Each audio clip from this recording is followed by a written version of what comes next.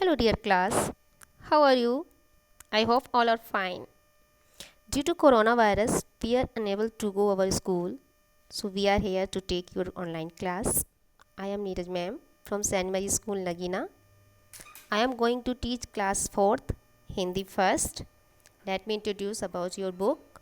This is the cover page of your book, class 4th, Rachna Prasoon, published by Christian Publications. Here is the index of your book. There are total 22 chapters and first chapter name is भाषा और व्याकरण. भाषा और व्याकरण. रवि ने अपने सहपाठी से पूछा. Class first we will do our reading. Okay. Ravi ने अपने सहपाठी से पूछा, आज क्या तुम विद्यालय गए थे? अजय ने कहा, हाँ रवि, लेकिन तुम आज क्यों नहीं गए थे?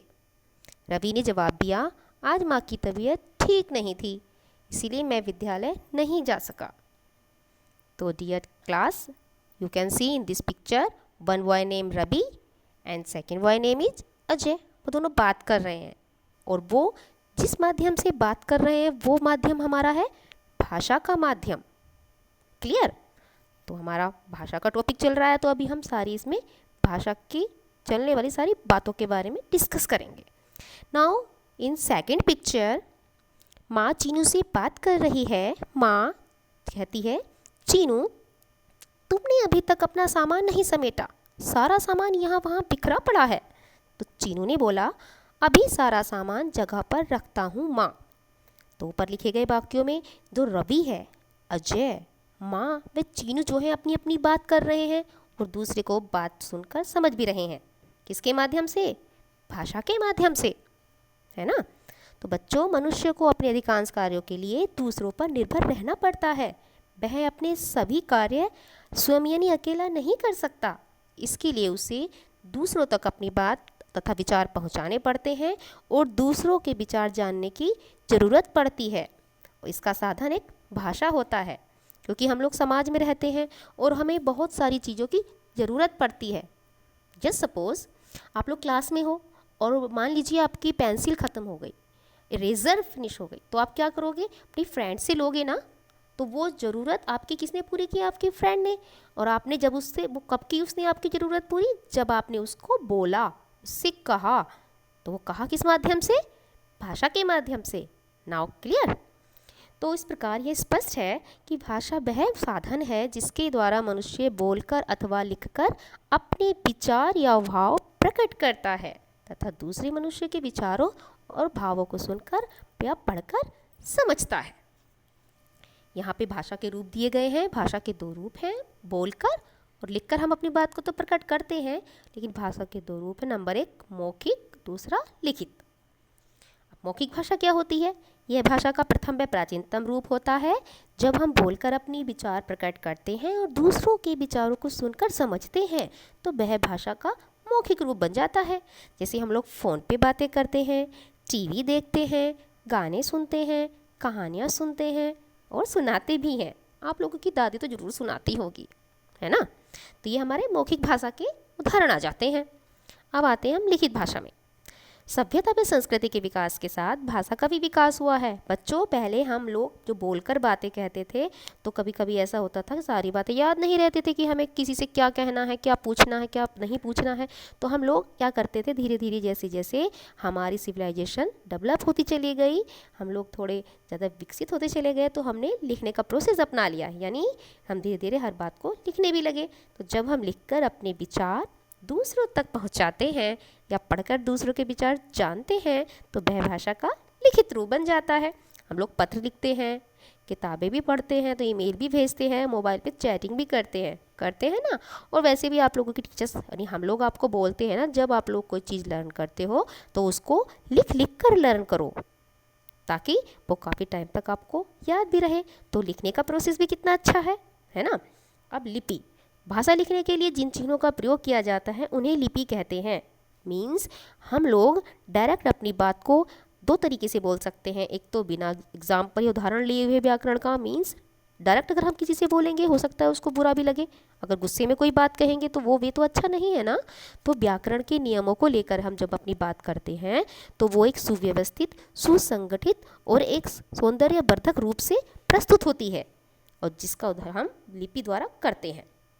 आपको ये याद रखना है कि हमारी कुछ भाषाएं हैं और उनकी अलग अलग लिपियाँ होती हैं।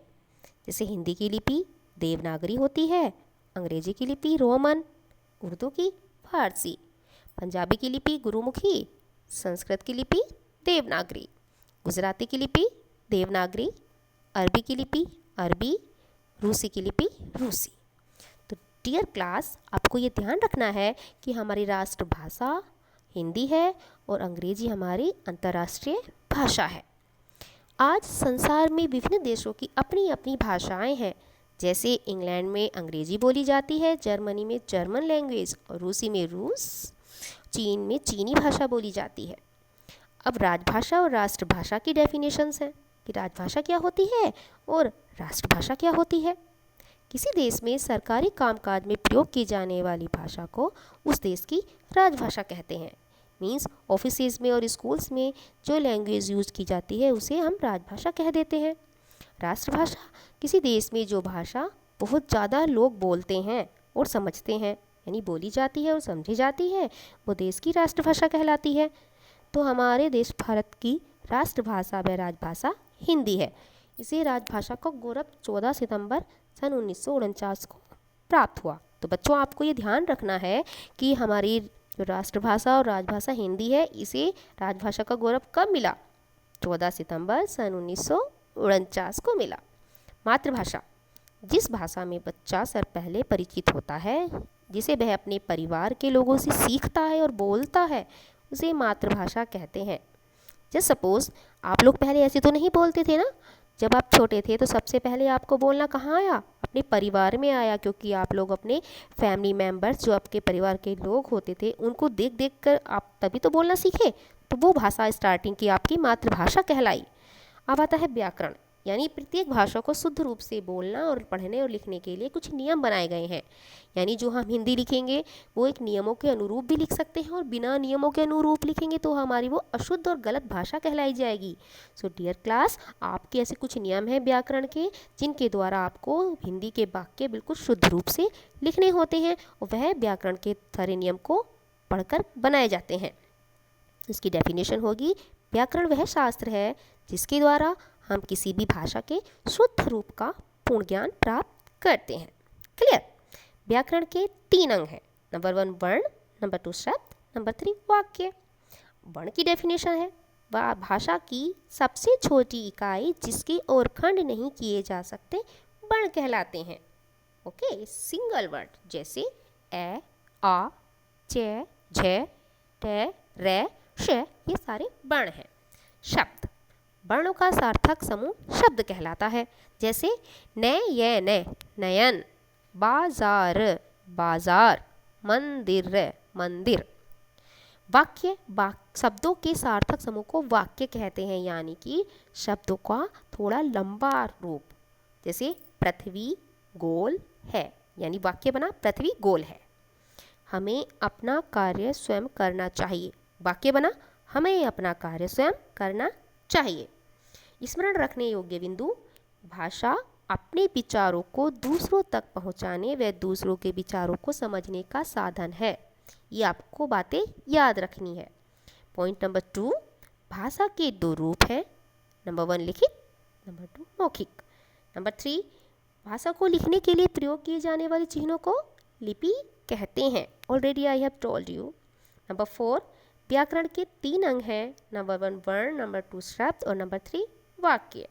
Most important point is number 5, Hindi को 14 सितंबर 1949 को राजभाषा घोषित किया गया। तो डियर चिल्ड्रन, आपको ये ध्यान रखना है कि हमारी हिंदी को राजभाषा कब घोषित किया गया? 14 सितंबर 1949।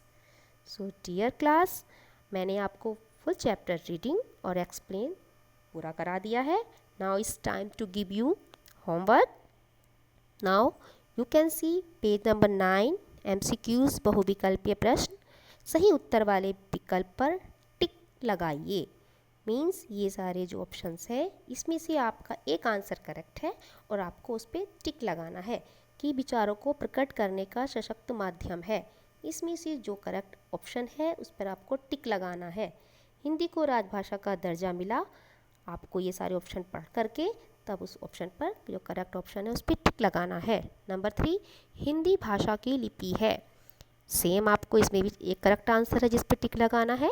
वाक्य कहलाता है वर्णों का समूह, वर्णों का सार्थक समूह, शब्दों का समूह या शब्दों का सार्थक समूह। नेक्स्ट है आपका पेज नंबर 10 का ही पार्ट 1। नीचे कुछ भाषाओं तथा राज्यों के नाम दिए गए हैं। जिस राज्य में जो भाषा बोली जाती है उनके सामने आपको लिखना है। जैसे मराठी, हिंदी, मलयालम, पंजाबी, तमिल ये भाषाएं दी गई हैं। और आपके जो इतने भी राज्य हैं ये पंजाब, केरल, उत्तर प्रदेश, तमिलनाडु, महाराष्ट्र, इसके लिए आपको जो आपके मैंने आपको पीछे बताया था, पीछे पेज नंबर 6 और 7 पे है, आप इसमें से हेल्प लेकर के इसके सारे करेक्ट आंसर लिख सकते हैं। सो क्लास, अभी मैंने आपको जितना भी वर्क कराया है आपको ये सारा वर्क होमवर्क अपना बुक में ही करना है। So revise your chapter, do your study well and stay home, stay safe. Thank you.